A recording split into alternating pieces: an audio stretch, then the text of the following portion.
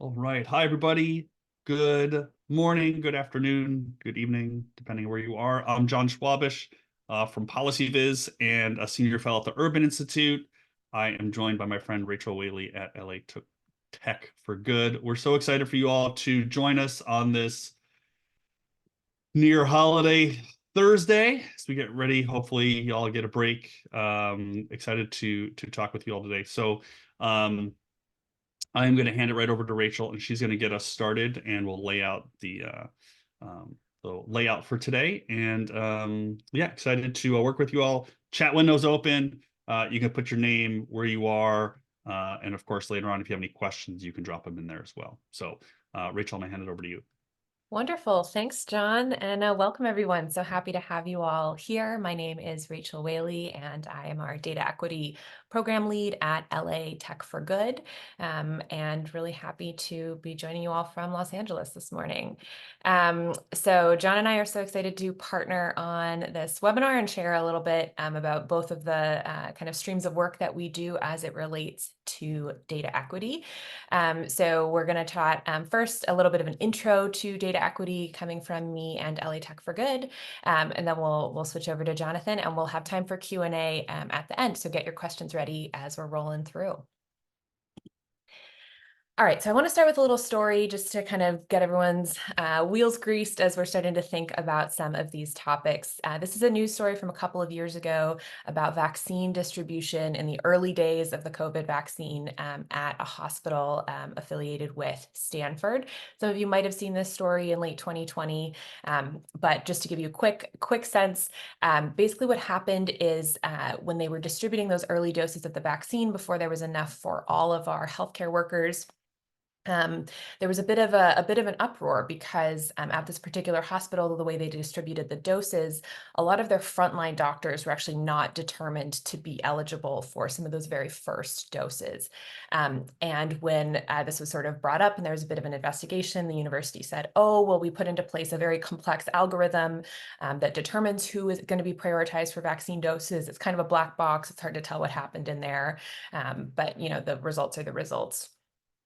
So after a little more digging, it was found that it was in fact not the world's most complex algorithm. It was essentially like a weighted score, the type of sort of ranking that you could implement in an Excel spreadsheet with relatively little formula skills. And so when they got to digging into that story a little bit, they found that some of the top factors were rating, someone's age, someone's department they worked in, few other things to determine risk level. And that's how they were distributing the vaccines. But a really key piece that got missed is that residents at this hospital who aren't necessarily assigned to a specific department because they're sort of rotating through, they didn't have a department assigned in the data. And so they got deprioritized in the overall score and ranking because of that data issue. And residents are some of the most sort of frontline, doing the most sort of direct patient work as far as the hospital employees. And so this was a big problem, and it wasn't sort of brought up until a little bit later. And I think this is a really interesting story when we think about what does it mean to use data equitably or to be a responsible data practitioner, whatever your specific role with data is. There's so many kind of parts along that story, and we'll kind of talk about that and sort of the data project lifecycle as we go through.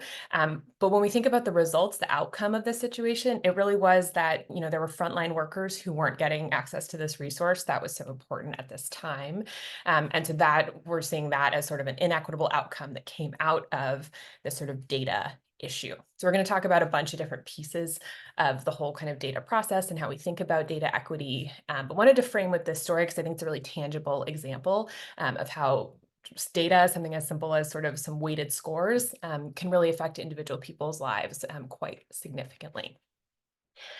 So with that, we're going to jump to our first little poll of today. So we'll have John pull that up. But we'd just love to get a sense from the people on this call, how often do you think about equity in your data work? Give you all a second to click on a response. Guessing we've got a bit of a self-selecting crowd with folks who opted to attend this webinar on a lovely Thursday. Awesome. All right, so we got a pretty strong group of like sometimes to always, which is great, and probably about what we would expect for this crowd. Glad to hear it. And hopefully some of the content we're about to talk about will give you some more ways that you can start thinking a little bit more deeply about equity, or a little bit more differently than you have so far. All right, so I'm going to talk about how we kind of frame our approach to data equity at LA Tech for Good. So we kind of think of it as a pyramid, and the foundation or the bottom of the pyramid is we made up of two components. One of those is design justice, and the other one is social context. So design justice is this idea that anything you're designing, in this case, we're thinking about the design of data projects, anything you're designing needs to have equity kind of built into the design process, needs to think about the perspectives that are being represented in the design of everything from what project are you even doing, where is the data even coming from, how is the problem being framed, how is the scope being framed, who's making decisions, who has the power in the situation. All of those type of questions come together in this framework called design justice, which I'll talk more about in a second. And we feel that answering questions like those are really important before you even get into the data piece. The other key piece is social context, right? So all of the systemic and historic inequalities that exist in our society are kind of the context in which we are all operating when we're doing anything with data. And so we feel that it's important to not have a conversation about data or AI unless you've talked about those conditions first and have a clear kind of understanding of where you're coming from with those pieces. Data equity is the meat of what we'll talk about today. So this is really thinking about your data project lifecycle, everything that you do with data, regardless of your role. Maybe you're the one collecting the data, maybe you're the one writing the queries, maybe you're the one building the report, maybe you're the one reading the report, but whatever you're doing with data in that data project lifecycle and how equity plays into the process, that's our data equity layer. And we won't talk about this a ton today, but I wanted to put it on here. After that, sort of the top of our pyramid is where we start to think about AI ethics. Obviously, AI is in the news a lot right now.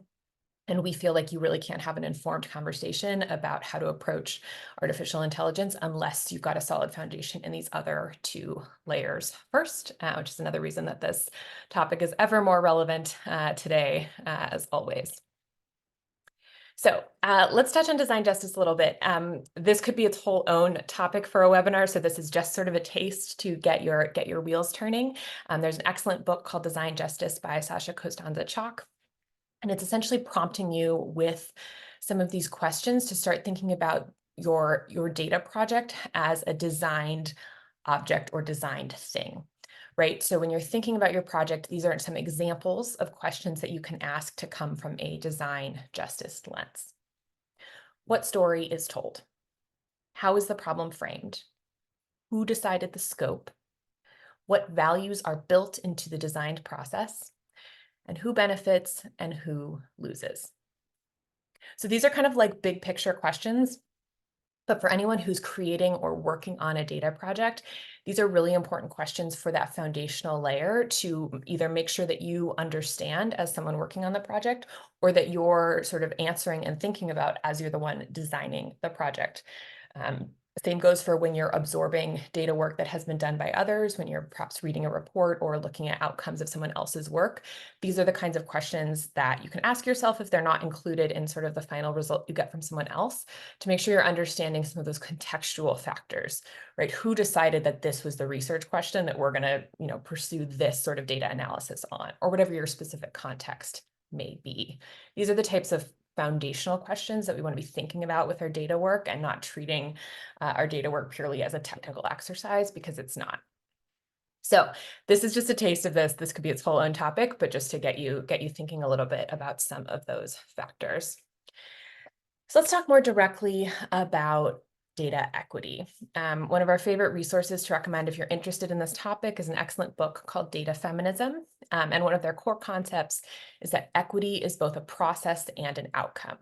So when you think about the work that you're doing, it's very common for folks, especially folks who might be interested in a webinar like this, to want to reach equity at the outcome of your project, right? Whatever the final result is, you want those results to be equitable, however that's defined for your context. That's awesome.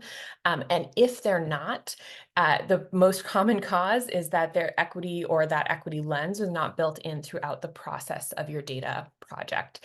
So it's not really possible to reach an equitable outcome unless you're thinking about equity at every step of the way to your final step. So I like to share this graphic. You may have seen this or a similar graphic. There's a lot of them around, and I think it's a useful metaphor for thinking about equity because it's very context specific, right? We have folks here from all sorts of different industries. I think I saw education and healthcare and a few others in the chat. So we've got all kinds of things here. When we're talking about equity, we're talking about those outcomes. So in this graphic, right, we've got a few kids trying to see the baseball game over the fence. In the first sort of panel there, they can't all see over the fence, even though they've all got a block. It doesn't provide them all the sort of support they need to be able to see over this fence. And in our second panel, which is sort of how we're thinking about equity here, the result is all the kids can see the game over the fence, even though they maybe needed some sort of different tools or resources to get there. There's many variations on this graphic, including one where you take down the fence so that everyone can just see the game. There's all kinds of ways to think about this, and you could think about that metaphor depending on what your role is, what you have the power to influence in your data project specifically. But when we think about equity, we're thinking about we want to reach that equitable outcome, and we can't do that unless we've thought about it throughout the process. All right. We frequently talk about data equity and data ethics together. These are very interrelated concepts. Again, you can take an entire separate course on data ethics and sort of ethical philosophy. I'm not going to do that here, but I did want to share this example that I thought was really powerful. This is a quote from a public health worker that's serving Native populations, who's saying that by including us in the other category, it effectively eliminates us in the data. We are a small population of people because of genocide. No other reason. If you eliminate us in the data, we don't exist. We don't exist for the allocation of resources. So this, of course, is talking about a United States context, right? Obviously, the history of Native people in the US is quite fraught with systemic and sort of historic inequities and all of these sorts of historical pieces of context that are that bottom piece of our pyramid, right, that we want to think about. So when we think about a data ethics lens, we're thinking very practically about the decisions that you're making throughout your data project. For example, a very common step in many data projects is to categorize your data. Maybe you're getting it in some sort of raw form, you're going through encoding or tagging, or maybe that's being done for you.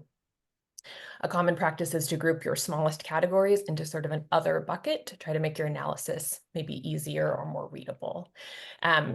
And when you're looking at demographic data in the US, groups like Native populations often get lumped into this other bucket because the population numbers are so small.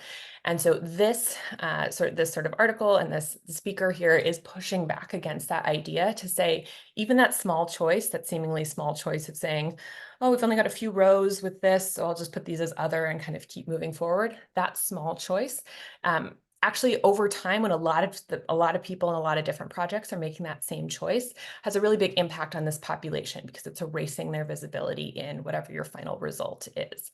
So when we think about data ethics, we're thinking very practically about what are some questions you can ask about sort of the way things have always been done, or the way that maybe your organization tends to do things, and what are ways that you can sort of interrogate those and think about other ways to approach them. All right, so that was a lot. I'm going to try to organize it into a couple of buckets for you when we think about equity and ethics together. So one of the main things we think about is we're talking about data about people. I assume most of you here are working with this type of data. Data is about people, it's about human beings. A lot of this is just not losing sight of that. That's kind of the foundation of a lot of what we're talking about here. Data is also about power, right? Data is information, and information is power. So when we're thinking about who has access to data, who has access to the results, who has access to these tools, who has access to resources around data, all of those are power structures, and they reflect existing power structures in our society. And so how can we, as data practitioners, think about ways to sort of push back on maybe some of the standard power structures that exist, or kind of shift some of those dynamics so that the folks who the data is sort of about or collected from, or sort of in otherwise that sort of less powerful position, how can we sort of use our role to equalize that a little bit? Another key concept for data equity is accountability, right? So this goes both from getting yourself to be accountable for the results that are coming from your data project, as well as data equity itself requires some accountability, right? To say, if I'm going to improve or change some of the practices that I'm using around my data work, how am I kind of holding myself accountable to that, or what sort of standards am I looking towards?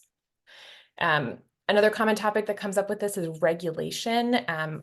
Depending on what area you work in, certainly in healthcare or education or other fields, there are specific sort of data privacy and other kind of data regulations that exist. Obviously in Europe, there's regulation. Some states in the US are starting to have some data privacy and other regulation. That's always going to exist. And we at LA Tech for Good always encourage folks to think of those existing regulations as the floor of your responsible practice and not the ceiling. So regulation is always lags far behind any sort of technological innovation. We're seeing that right now with everything that's happening in AI. And so when we think about the kind of world that we want to co-create and live in, we're thinking about those regulations as sort of the bare minimum, meeting those kind of privacy practices or those sorts of things. And what can we do to sort of hold ourselves to a professional sort of ethical practice beyond that? And then lastly, this is really action oriented, right? So if you're thinking about data equity topics, we want to take action on that. We don't just want to sort of think about the concepts because the potential for impact on the outcomes is so significant. For example, in our vaccine distribution story at the beginning, right? If we're taking some data equity ideas into practice, we want to be getting to the outcome where those vaccines are going where they need to go and are being distributed equitably. Right. So we want to be thinking of all of this as tools to take action and not to just think or talk about. So that was a lot of conceptual stuff. How can we actually put this into practice? We could go a lot deeper into this. There's a lot of different ways this can look depending on what you're working on. LA Tech for Good offers a longer workshop on exactly this topic. So I'll just sort of, again, here, just sort of give you some ideas to get your wheels turning. But these are some examples of ways you can start implementing data equity practices in your work. One of the most foundational ones is just to get really clear on the why. This ties into some of the design justice and social context clues that we're talking about. It's incredibly common for this to get lost, especially in big teams, big data projects, things that go on over a long period of time. Getting really clear on why you're doing your project, why the data is collected, why this population, why is it being done in this way, why is this the scope? Getting really clear on that actually helps sort of address or set the foundation for a lot of these equity ideas.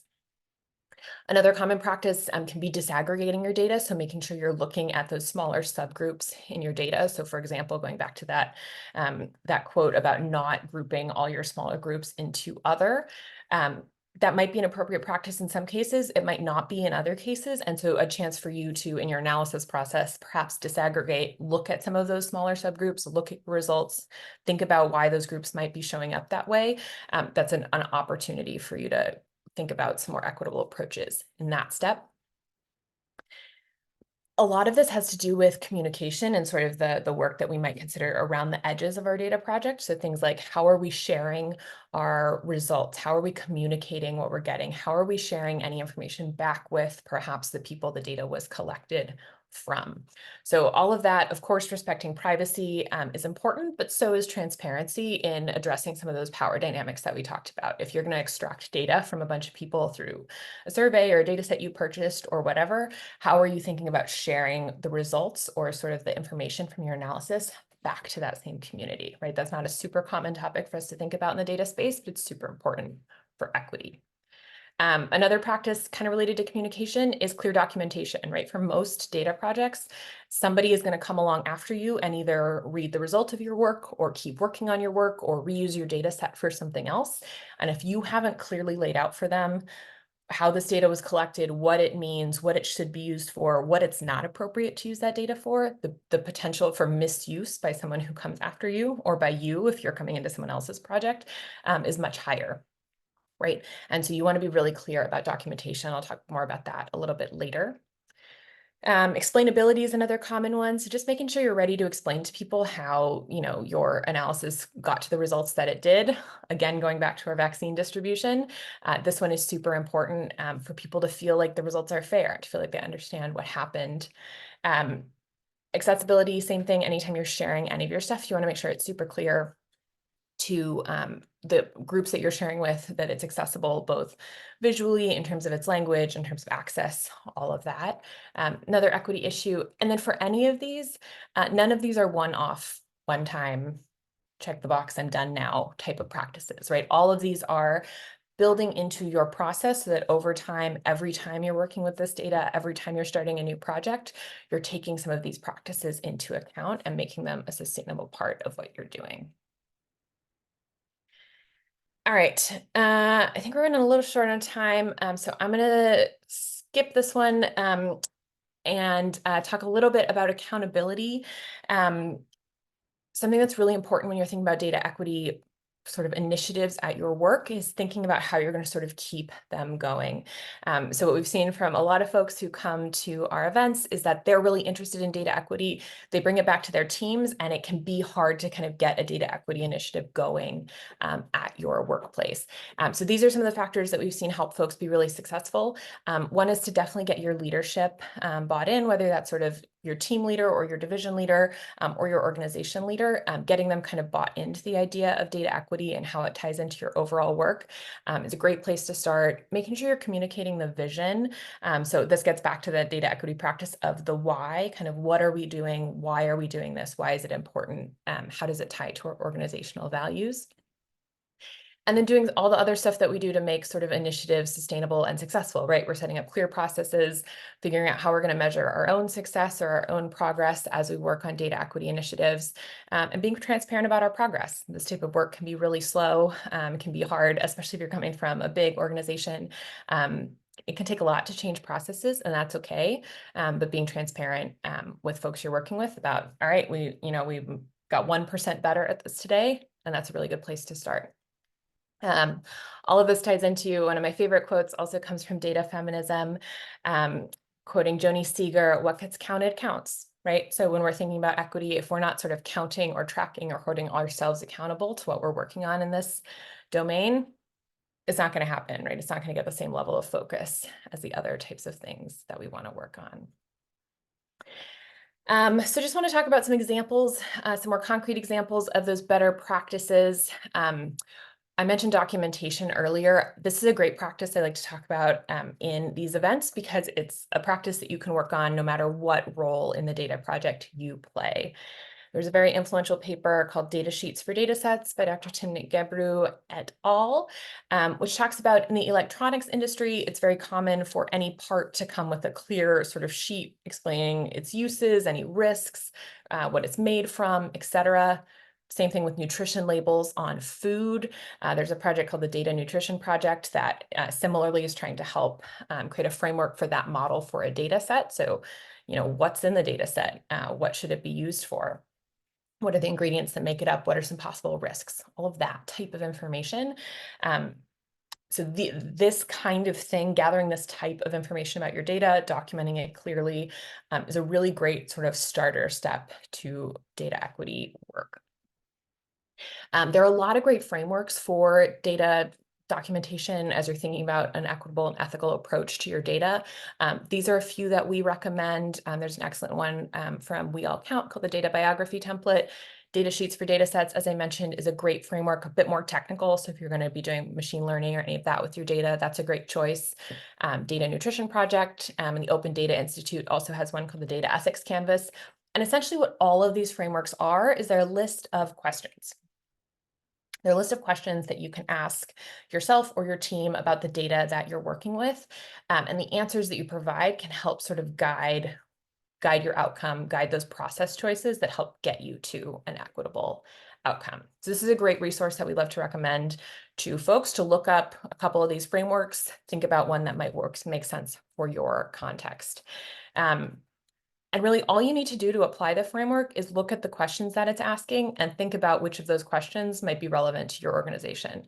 I think the Data Sheets for Datasets framework, for example, has, I think it's like over 50 questions. It's a lot of questions. You might not need to ask those about every single project that you're doing. Maybe your workflow is a little simpler than that. You could go through and pick 5 questions or 10 questions that form a framework that you use at your organization in your work that gives you sort of a clear foundation of this is how we think about our data, this is our approach, and this is how we make sure that it aligns with our values. All right. Ooh, screen is doing something really fun. Okay, so just to sort of wrap that all up, we're talking about these kind of overall practices and thinking about us as data practitioners in a professional community. How are we deciding what we do on a day-to-day basis, and how are we prioritizing practices that promote equity? Data is something that we make and use, and we can make and use it differently. Comes from another great resource that I love called the Feminist Data Manifesto, which is just another reminder that data that's about people is about people. It's about human beings. Any data that we're using is created or thought of or generated by a human at some step in the process. And so where can we, as the humans in that process, make different choices that hopefully lead to better outcomes? All right, so with that, we have one more kind of poll question for you all for this section. We just talked a bunch about documentation, how that can be an equity practice. I would love to know how well documented is the data that you work with? So from not at all to you've got a full, thorough, clear data dictionary that someone provided to you. One little temperature check. Let's see. All right, we got a lot of folks around the middle, sort of like a little bit, somewhat, moderately. We do have a few people with full documentation, which is great. And that's awesome. Love to see that. We got a few not at all. I've definitely been there. I've definitely walked into projects like that, and it can be tough. It can be tough. I see John nodding. We've all been there. Good. All right. Well, I'm going to turn it over to John to jump off from here. Great. Thanks, Rachel. Just sharing that poll so folks can see our distribution here, a little bit more of a bell curve than our first poll question. All right, so I think Rachel hopefully gave you I think a good overview of data equitable practices, almost from the kind of team organizational level. I'm going to dive in a little bit and give you a couple of things from a couple of more practical pieces from the data analyst, data user, data communicator side. And what I'm going to talk about is a bit of work from the Urban Institute's Do No Harm project, in particular this first guide that we published in June of 2021. We did just release our 5th report in this series on data around gender and sexual orientation. And so I'm just going to talk. I'm going to try to talk briefly so we can have some time for questions, and you should feel free to put those questions in the chat window if you'd like. This entire Do No Harm project came out of the racial justice protests from a few years ago. Alice, who's a data visualization developer now at Axios, was at Urban at the time. We were talking about how we could be a part of that discussion, being people working at a nonprofit institution like the Urban Institute. And before I get into what we did and just a few of the findings, just to level set a little bit, as a cisgender white male, and at this point in the pandemic, middle age, I got to preface everything with middle age. I got to remember that. Middle age, cisgender white male. I bring my own privilege and my own experiences to this entire conversation. But, I have spent a lot of time in working in government and nonprofits and thinking about data communication. And just as, a member of society and as a dad, these are the issues that I find really important to improve the way that we communicate and work with our data. So what we did for this particular report and for many of the other reports is we viewed we reviewed the landscape, we read the literature, and we interviewed people. Overall, I think we've talked to more than 60 people now across these various reports. And some of the reports are collected volumes of essays from others who have a voice in this space.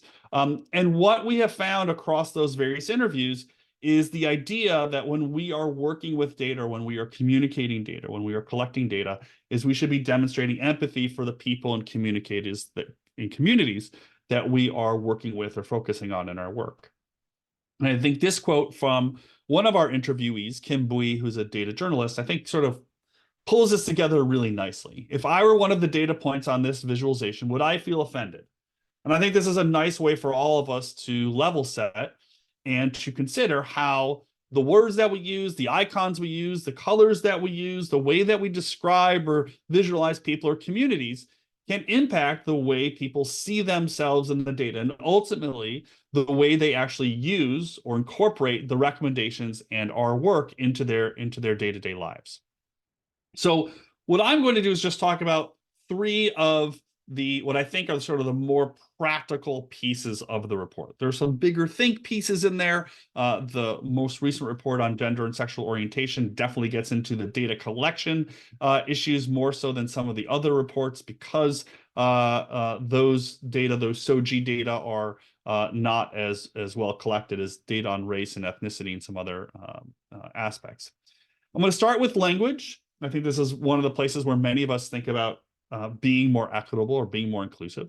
And a lot of us think about doing so by using people first language. So, you might use the phrase people with disabilities rather than disabled people. But even that umbrella term isn't necessarily used by everyone because language is nuanced and it's evolving and it's changing. And words that we use today may not be words that we used yesterday or that we're going to use tomorrow. As an example of this, this is just the top part of a little infographic from a group that does work on behalf of autistic people. And you'll notice that I use that phrase autistic people rather than people with autism, because they find more than 80% of their members prefer identity first language over people first language. And so one of the things, I think you heard this already from Rachel, is that we need to engage with the people in the communities that we're working with to find what are those preferred labels, those preferred language, the way people prefer to be seen and heard. One of the other interesting evolutions in language, in the US at least, is the change in the word, how we describe, we being the sort of federal data agency community, the Hispanic and Latino community. We've seen over the last few years an increase in the use of the word Latinx. The point of the word Latinx is to get around the gender binary suffix of the word Latino and Latina. But lots of people say that the word is sort of awkward to say, both in Spanish and in English. Is it a word that we should be using? So what do the data say? I mean, that's the questions. What do the data say about the use of this word? Well, there isn't actually a lot of evidence at this point. This is the first piece of data I could find. This is an August 2020 report from the Pew Research Center. They found among people who identified as Hispanic and Latino that 2/3 said that the word Latinx should not be used to describe the Hispanic or Latino population. And so that's the first piece of evidence that suggests that maybe this isn't the word that is used to describe this group actually prefers.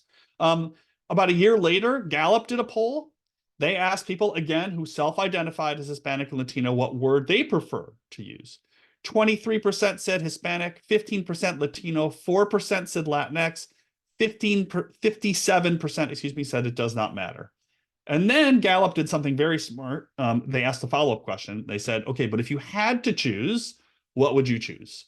And you can see here, 57% said Hispanic, 37% Latino, only 5% said they prefer the word Latinx. 2% still said no opinion. I do kind of wish Gallup had another follow-up that was like, no, we're serious this time. You have to tell us, like, what do you prefer? But you can see here that there's limited support, at least from these two nationally represented surveys, for the word Latinx. And as Kimberly mentions in the chat window, we've seen some growth in the word Latine over the last couple of years. As another alternative. You can see here, this is from another survey. We see very limited, among people who identify as Hispanic and Latino, again, limited support for the word Latinx, and about 40% of these folks said that word offends them at least a little bit. So this is a word that does not appear to be preferred by the particular subgroup for which it is supposed to describe. And again, as Kimberly mentioned, the word Latine, we've seen some growth in that word, but I haven't seen any data about that word. And so we'll see as that word perhaps becomes more popular, we'll see how people actually feel about Okay. Let's take a look at data visualization and language. So this is the top third of a Tableau dashboard. There are 3 maps in this dashboard. Each one looks similar, at least using the same kind of data. This one labeled black. And I'm going to zoom in here on the legend in a second so you can see what this is. But just very quickly on what you're looking at, this is called a bivariate choropleth map. This is a choropleth map. You've seen a million of these before. The light blue colors correspond to low, in this case, unemployment rates. The dark blue colors correspond to high unemployment rates. So that's a choropleth map. You've seen these before. Bivariate choropleth maps, same approach, using color to encode the data, but instead of using one variable, we're going to use 2 variables. And in this case, I'll zoom in on the legend. We have 2 variables. Along the vertical axis is the label more poverty. So that's the poverty rate in each of the counties. And along the horizontal dimension is the label more black, which is the density of, or the proportion of people who identify as Black or African American in each county. So counties in the bottom left part of this legend in that yellowish color, those are counties that have a low unemployment rate and a low density of Black or African American residents. And then in the top right corner, which is predominantly the southwest part of the US, we have a higher poverty rate and a higher density of Black or African American residents. So let's take a look at the language. What's the language that's being used here? Well, first off, poverty is an experience. It's not a static description of me as a person or a household. So we need to keep that in mind when we are describing people. But more importantly for this particular report is the phrase more Black. And that phrase references skin color, doesn't reference people. And again, if you think about, you pick whatever your identity is, how would you feel if you were described in that way, right? Whatever your identity is, more fill in the blank. How would you feel if you were described in that particular way? Now, there are, I think, some obvious alternatives here. We just picked kind of the longest one, larger proportion of the Black population, larger proportion of people in poverty. There's lots of other options. And I'll just note that these don't fit as nicely in the legend or in the bar chart or in the table. But if we want to think more equitably about our work, and if we want people to engage with our work and feel respected in our work so that they actually use it, we need to think about how they are going to see themselves described. And as I mentioned earlier, just because we've used words in the past doesn't mean we need to use them going forward. I want to show you 2 quick examples. This is from a Twitter feed, India in Pixels. I really don't know anything about India, but I really like this Twitter feed because I learn a lot about India really quickly in these little maps that the owner creates. And I just want to zoom in on the legend here that I just love. The last entry in the legend here is wise men. Like, it's just a great affirming label. We don't always have to use the labels we've always used. And just one other one. This is from a ticket window at a botanical gardens near my home here in Northern Virginia. I'm not yet 55, but the day I turn 55, I'm going here because I want to be called a super adult. So like, we can use these other words to be more affirming and to be more positive. So that's language. The second thing I want to talk about is ordering labels in a purposeful way. And if you go to, I'm trained as an economist, I can go to any academic journal and I can find tables that look like this. And the tables will always be ordered in the same way: white, Black, Hispanic, or Asian American, Indian, Hispanic, and other. And it'll always be male, female, always be the binary. And the question is why? Why is it always in that same order? And it doesn't really surprise me, because if you look at the surveys that economists use day in and day out, they all reflect that basic ordering, those structures and institutions that we've had in this country for decades that put white, put male, put men in the default, the norm position. So as you can see here from the decennial census, the question on race, the first checkbox is for white, the second checkbox is Black or African American, then American Indian or Alaskan Native. We have several other checkboxes here: Chinese, Vietnamese, Native Hawaiian, and so on. And then at the bottom, we have some other race. And you see this basic ordering no matter where you look. Current population survey from the Census Bureau, 6 categories: 1 is white, 2 is Black, 6 is other. And those numbers matter. That's how the data are coded. When you grab the microdata from the Census Bureau, that's how the data are ordered. So you could calculate the average race. It's not a meaningful number, but you could calculate it But when people sort the results, it reflects this numbering. And so it's not surprising to me that you see these orders when they show up in final results. This is the survey of income and program participation. Again, 1 is white, 2 is black. Survey of consumer finances from the Federal Reserve, 1 is white, 2 is black. Panel study of income dynamics from the University of Michigan, 1 is white, 2 is black, and so on and so forth. They're all the same ordering. And a similar case can be made or discussed, I guess, about gender questions. They are all in the binary. They are always male coded as 1 and female coded as 2. And we've seen some changes here. Some are bad. These are bad ways to ask this question about gender that's not in the binary. I go back and forth on what my favorite one is here. I think still in the top right is my favorite drop-down menu. I identify as male, but I wouldn't know what to pick here because your options, independent options, are male, female, and human. I'm pretty sure one encompasses the other two. So there are bad ways to ask this question, but there are some places that are some surveys that are trying to do better. So what does this mean for us? When we grab these data and it's in this default, it has this binary, what do we do? So let me show you a couple of examples here of ways to think about this. So this is a table from the Brookings Institution. They counted the number of PhD economists in each of the Federal Reserve banks. I'm going to ask you this question, actually. Let's just use the chat window for this. What is the order of the bank? How are the banks ordered along that first column, going down that first column? How are the banks ordered in that column? So we've got banks here along the first column, and we've got race along the top row. Yeah, so we've got alphabetical along that first column. What about the order of race along the top row? How was that race, or how was that ordered?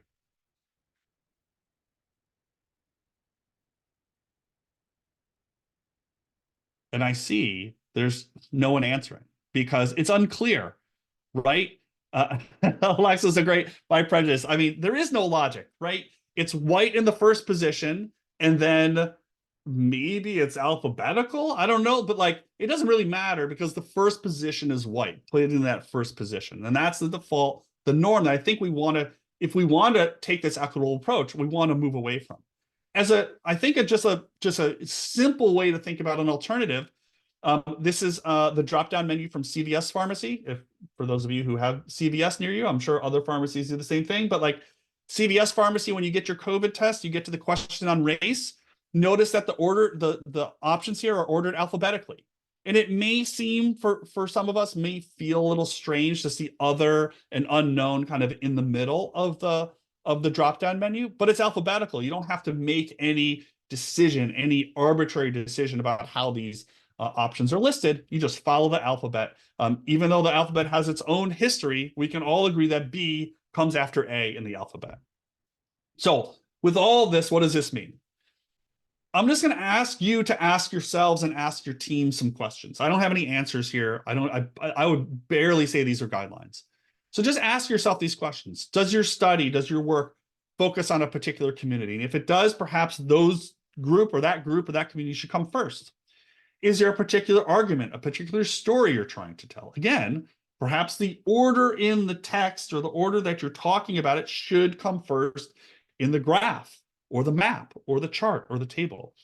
And then finally, maybe you can use a quantitative relationship. You might use the population, in which case for the US as a whole, white would come first. It's not true for every county and for every region of the country. But at least if you've thought about it and you've made a conscious decision, you're not sort of making this arbitrary ordering decision that is just rooted in our structures and our institutions. Last section, real quick, is on using color, because color is such an important part of our DataViz toolkit.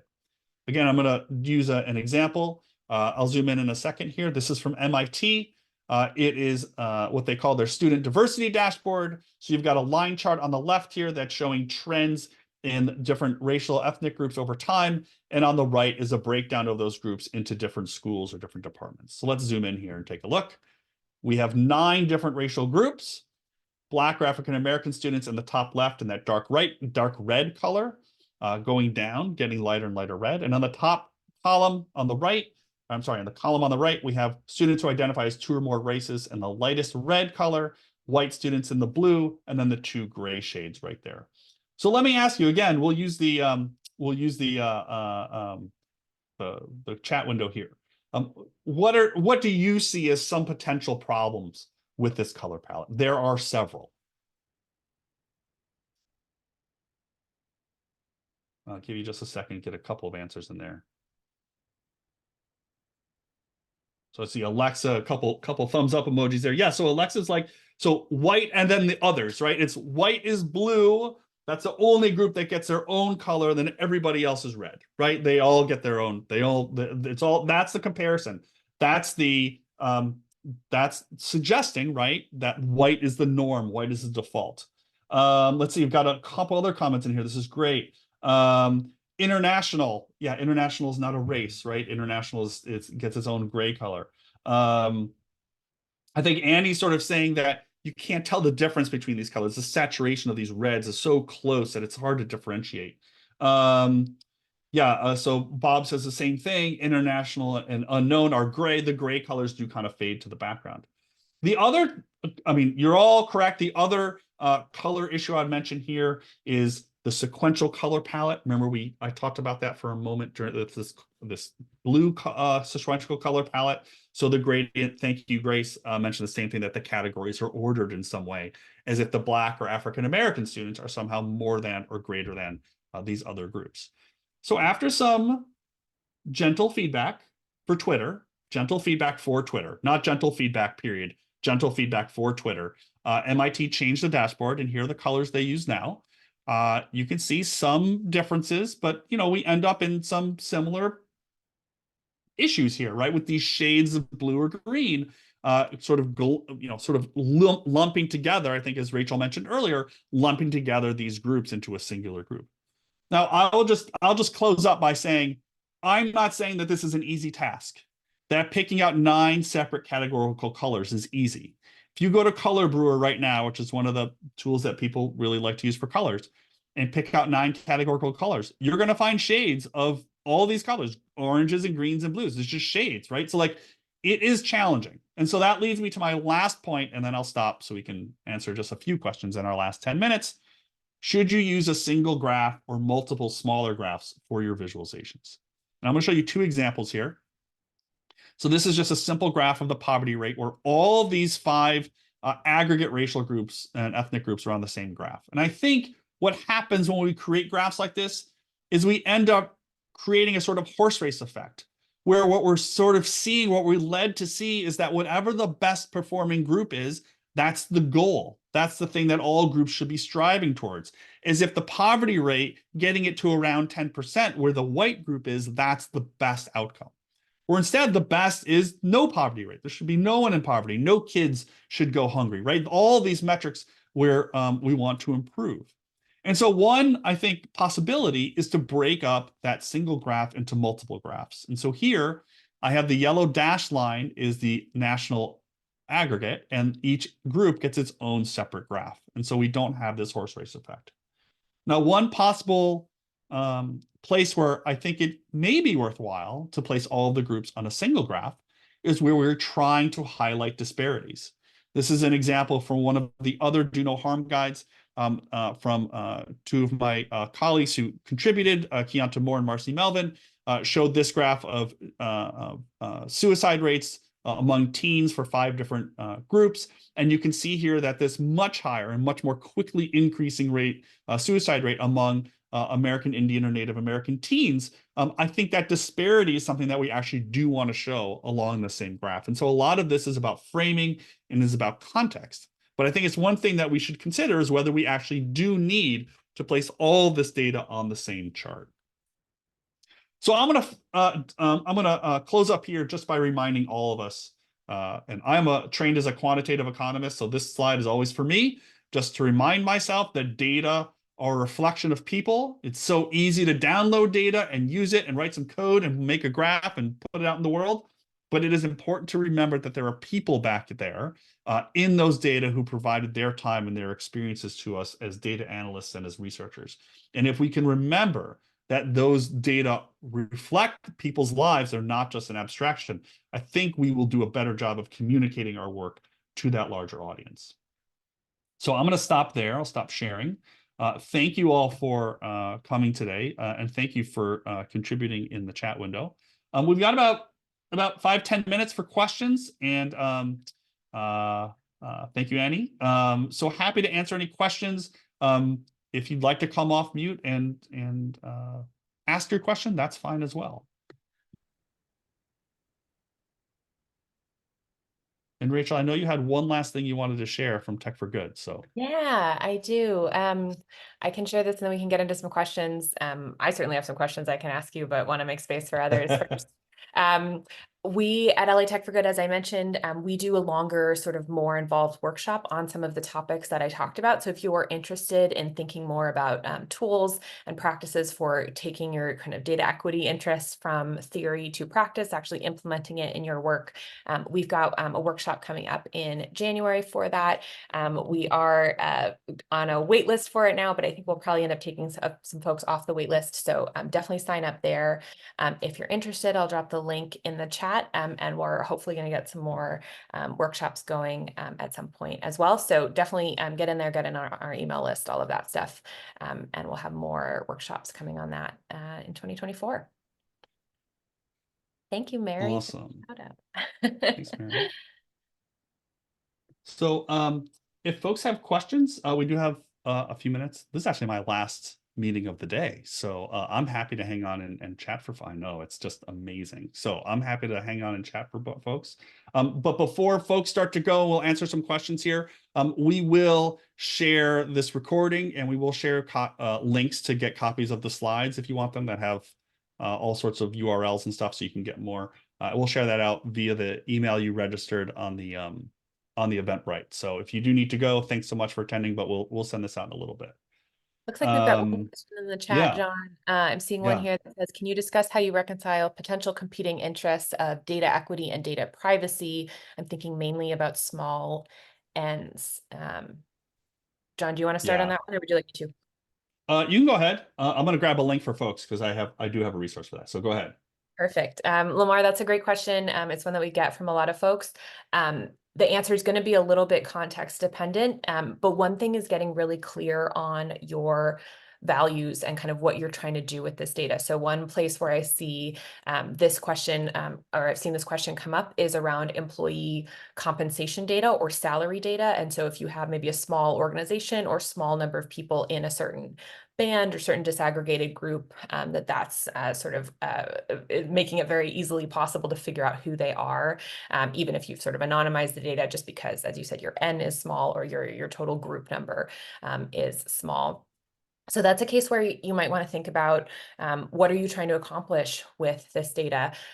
If the salary data is not overall transparent anyway, and you're going to do some analysis of maybe sort of disaggregating where it's falling for different groups or different departments, you might want to think about why that is. For example, in this particular example, there's plenty of research out there that goes to being more transparent about salary bands and compensation helps make compensation more equitable, and helps organizations reduce some of those gaps that we typically see due to sort of historical systemic inequities. So that's just one example. It could totally depend on your context, but I think getting really clear on what are your priorities, what are your end goals, and how does privacy serve those, how does transparency serve those, and treating those two as kind of a balance where you're looking at both sides. I hope that helps. Yeah, I think that's a great answer. I'll add, I attended a webinar last week that was on this very question, and the answer was it's really hard. And I was like, yeah, I know it's really hard. Like that kind of goes without saying. So I would say two things. One is that there are lots of federal agencies have rules about when you need to mask or not show values for cells that have too small a number, right? So a lot of the guidance from like Census Bureau and Social Security Administration is if you have fewer than like 10 observations, you really should mask or hide those cells, which I think is a good rule of thumb. But it's also something I've been thinking about recently, which is when that happens, let's imagine your table and you're going to mask or redact some of the values in that table because you have small sample sizes. I think there is a question there about what we are saying, or what we are saying about those groups when we are masking those values, right? That we are hiding those values as if those groups are not important. When instead, and this leads to my second point, when instead what it's really reflecting is the efforts of the data collection agencies and how they actually collect enough data.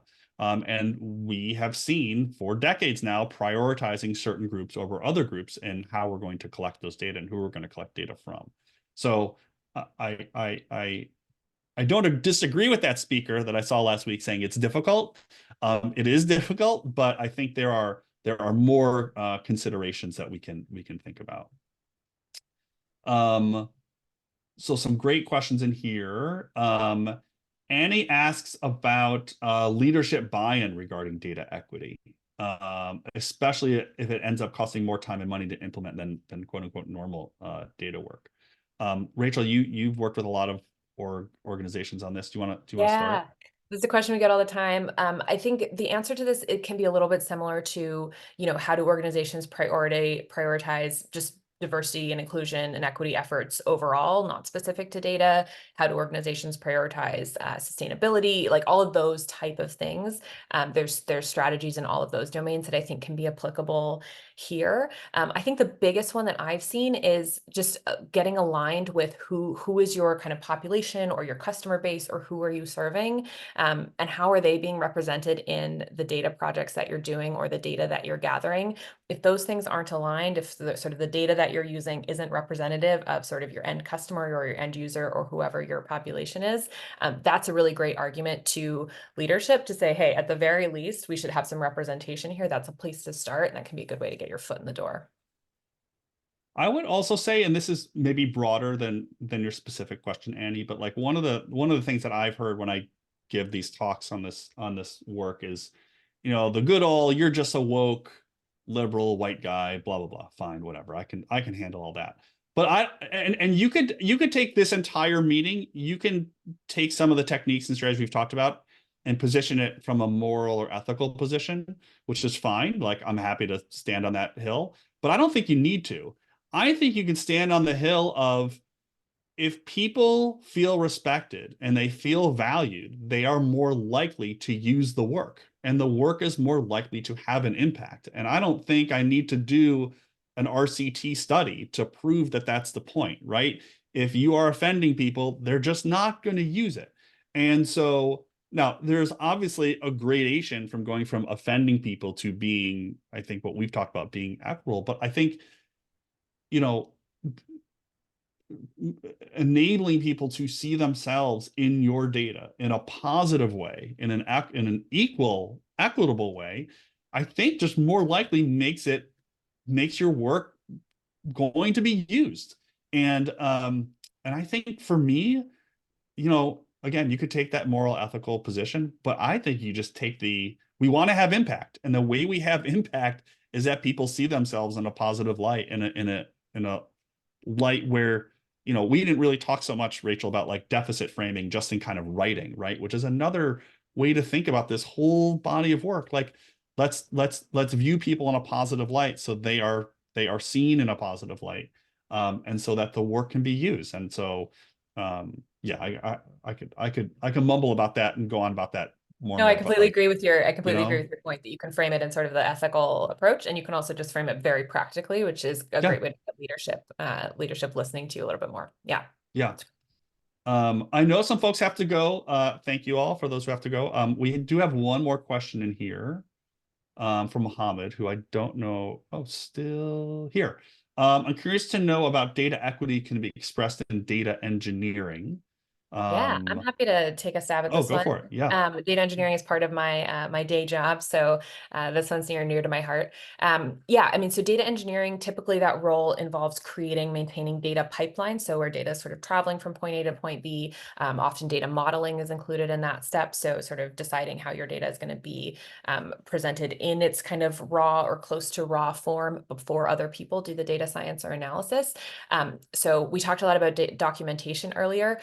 Data engineering is a great place to do a lot of documentation, because you can document at the sort of more raw data set level to say, make sure it's really clear where this data comes from. How are we defining fields? If we're sort of adding or summarizing information, how are we doing that? What assumptions are we using? Are we taking an average? Are we averaging if there's missing values? All of that type of stuff is often happening in that data engineering layer. And so you as a data engineer have a great opportunity to do some good documentation there and make sure that flows to all your downstream users. So I think that's a really great place where you can plug in data engineering. Yeah. We have another question here. It's great. I love all these questions. How do you center the views of community/end users in analysis and visualization of data collected for other purposes, such as administrative data? I can start on this one. So the administrative data piece is a little tricky because you don't always know your data are being collected and used. So I think that's a kind of a tricky one. I would say more generally, when we're collecting data, we need to tell people that we are interviewing, that we are surveying, what the data is being used for. And I think there is often a feeling that we should just collect as much data as possible. Let's collect everything because you don't know how it's going to be used. We might want to ask some other question. And I think you really do, for those of us who are collecting data, we really do need to think hard about, do we need to collect all this information? Just because you want it doesn't mean you need to ask people for it. And so I think that's the first piece. On the administrative data side, I think it's very difficult, and I think it's very dangerous now because there's so many different data sets that can be merged together and can be used for so many different things. And so I think the administrative data one is a little bit harder to think about, but I think at least for when we're conducting surveys, we have the responsibility, I think, but we also have the onus is on us to tell people why their data are being collected and collect those data that are for that particular purpose, not just because we think there may be some case out in the future somewhere where we might want to use it.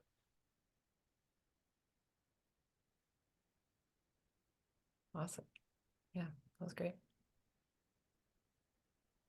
All right. I don't see any other questions, but we had a lot. Yeah, I think Really we got all the ones appreciate that are all of in it. here. Yeah. All right, everybody. I think that's we'll wrap it up. Thank you so much for attending. I think we had enough interest in this that maybe we'll do another one in the new year. So look out for that. And again, we'll send the link to the recording and to the slides and the notes from the chat. We'll pull together into a list for you all. So thanks so much for attending. Have a great holiday. Have a great new year. Wonderful. Rachel, Thanks, great to see you. everyone. Great to see Thanks, you, John. everyone. Thanks for doing Good to this with see you. us. All right. Thanks all. All right, Bye. everyone. Thanks, Annie. Thanks, everybody. Bye.